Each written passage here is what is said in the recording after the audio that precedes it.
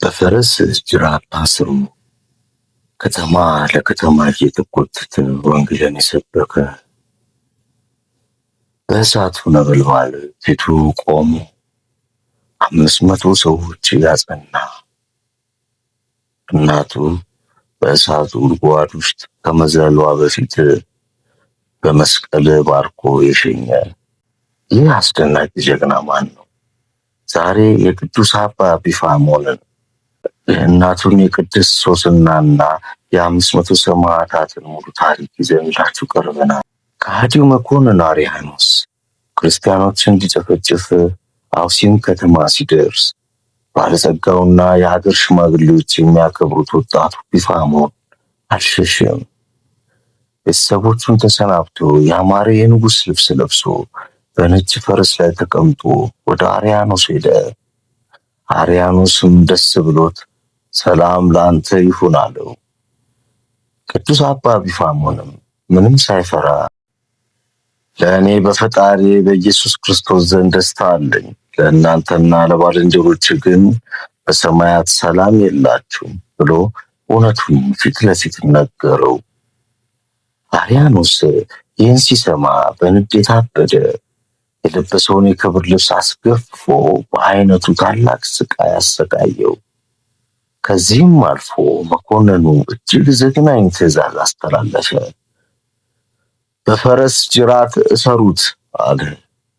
የከበረው ቢፋሞንም በፈረስ ጅራት ታስሮ መላ ከተማው መሬት ለመሬት እየተጎተተ ተንገላታ። ስጋው በመሬት ላይ ሲደማ እርሱ ግን በመንፈስ ጸንቶ ነበር።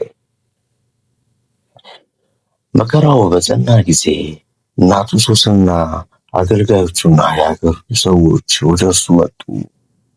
ቢፋሞንም በዚያ መከራ ውስጥ ሆኖ ከከበረ የወንጌል ቃል አስተማራቸው፣ አበረታቸው። በዚያን ጊዜ ታላቅ ተአምር ሆነ።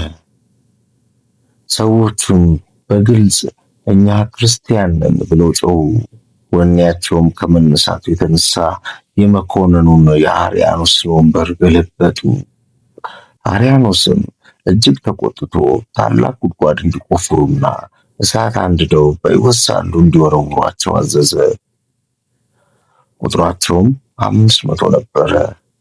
ነገር ግን ቅዱስ ቢፋሞን በእሳቱ ፊት ቆሞ ምስክርነታቸውን እስኪፈጽሙ ድረስ ያጽናናቸውና ያስታግሳቸውም ነበር። የ500 ሰማዕታት ወደ እሳት ከተጣሉ በኋላ የቢፋሞን እናት ወደ ልጇ ተጠጋች። እናት ሆዷ አልባባም፣ ከልጇም አልተለየችም። ይልቁንም ልጄ ቢፋሞን ሆይ በላይ ላይ ጸልይልኝ ብላ ለመነችው። ቢፋሞንም በእናቱ ላይ በመስቀል ምልክት በስመ አብ ወወልድ ወመንፈስ ቅዱስ አሐዱ አምላክ አማተበና በሰላም ሂጂ ብሎ ሸኛት። በዚያን ጊዜ ጀግኒቷ እናት ሰውነቷን በሚለበልበው እሳት ውስጥ ጣለች። ከእነርሱም ጋር የሰማዕትነትን አክሊል ተቀበለች።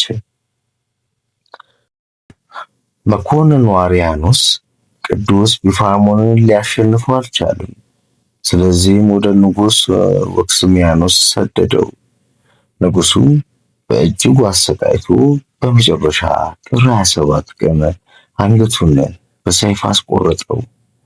ቅዱስ ቢፋሞንም በመከራ ተፈትኖ የሰማዕትነትን የድል አክሊልን ተቀዳጀ። ከአባ ቅዱስ ቢፋሞን ረድኤት በረከቱን አይለየን ለዘላለሙ አሜን።